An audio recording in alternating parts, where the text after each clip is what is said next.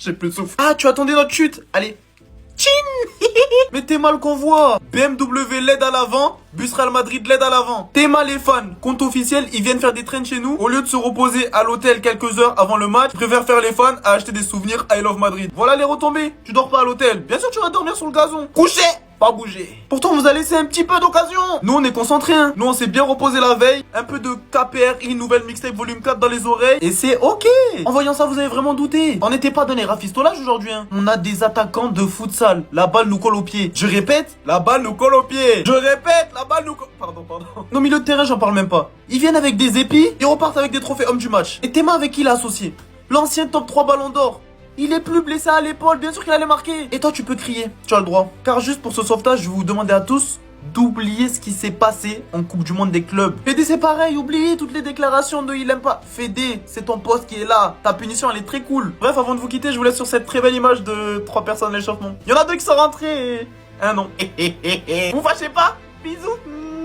Harda, Seni, Seviyorum. Sana, Hasigim, Turk, Vantandasi, Olmak. Istiyorum. Attends bébé, j'arrive. Kirli Kopek. Tanière dans moi. Pardon. Viens, on se galoche. Ah oui, t'as changé ma vie. Ton petit trait sous les sourcils. Oh, je t'aime trop. Tout cela là, c'est des hypocrites, hein. Ils voulaient te vendre l'année dernière. Y'a que moi, j'ai cru en toi. Arda, moi, j'étais là, hein. C'est ce que j'ai fait pour toi, moi. Tu sais, ça là. Quand Carlo, il devait aller en prison, il y a quelques mois. Tu penses que c'était qui? Fraude fiscale, juste. Tu penses vraiment qu'il allait se faire cramer après 60 ans d'existence? Hein? Je l'ai poucave. Ben oui. Avec ses chewing-gums élastés d'en face. Il est coupable de tout le malheur de ma vie. Je remercie seulement son avocat, hein. Mais j'ai pas dit mon dernier mot. T'es le meilleur, t'es le boss, on est dépendant de toi. Mais s'il te plaît, mon frère, puis-je te demander une faveur? Respecte les papas des gens. Position allongée, clé de bras. Dis-moi comment il est, wesh. Et ce trophée-là, fais attention, hein. Ne sois pas trop fort. Kylian, il peut bouder, hein. La prochaine fois, s'il te plaît, fais-lui sa passe. Juste une.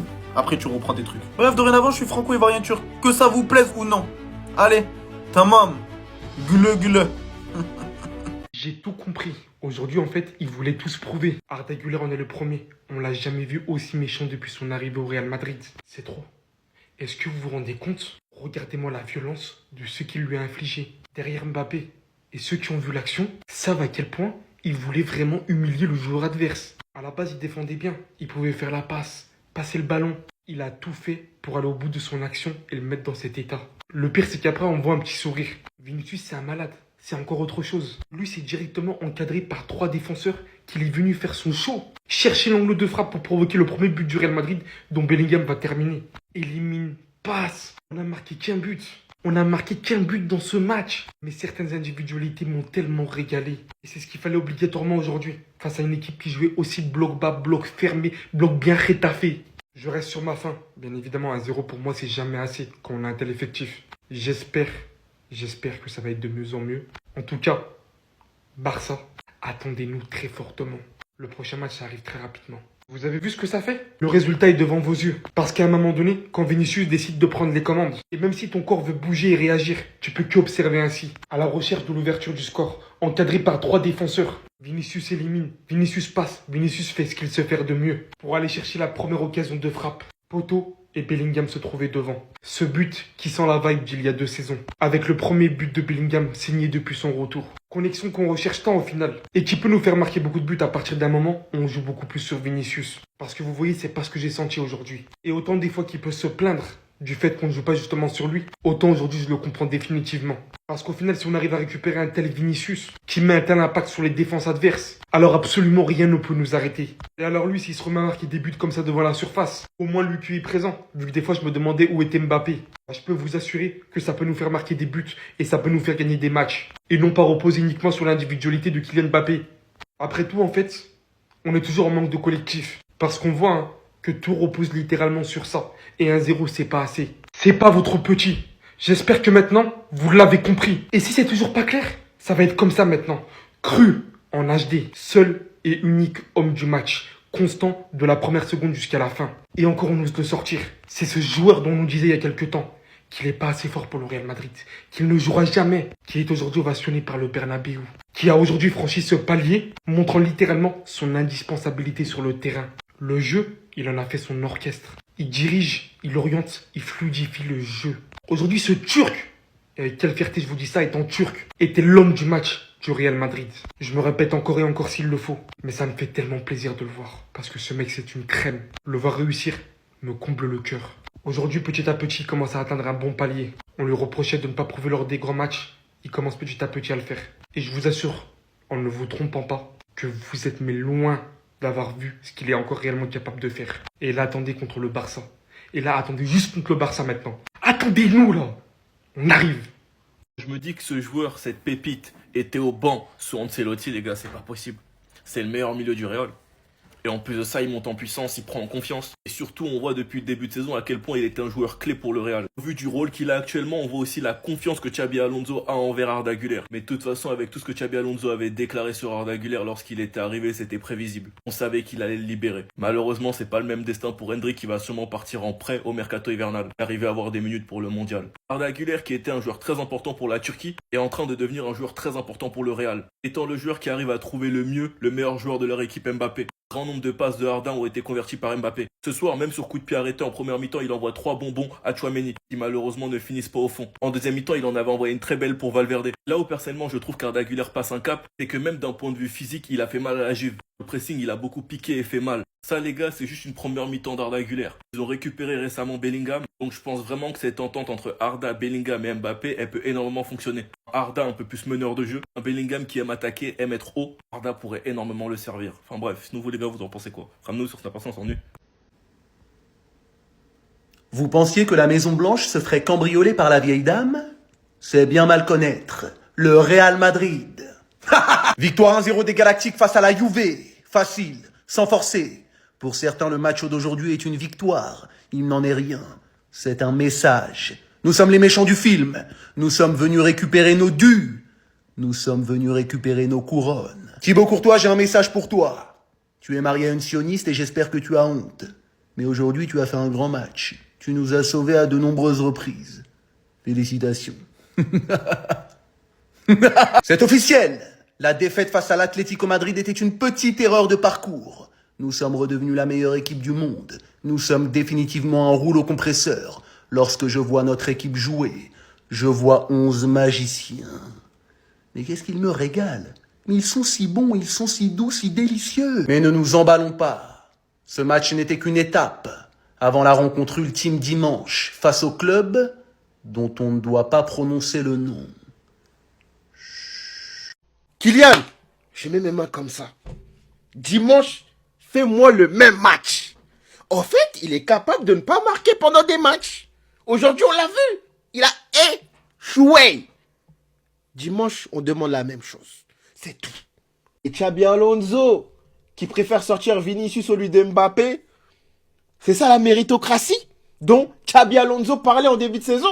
Non, t'es un menteur. Arda. Ce gamin est très problématique. Ce gamin va être problématique lors du Classico. Je le sens venir. Le pressing, l'aisance technique, la qualité de passe, la vision toujours sur Kylian. Arrête-toi, petit. Arrête-toi, petit frère. Les joueurs du Real Madrid sont dans le vert en termes de notes de match. Je ne sais pas quel message il cherche à nous envoyer, mais on a reçu. Même Tchouaméni, il fait quand même des bons matchs en ce moment, les gars, il faut le dire. Hein. Il est exceptionnel.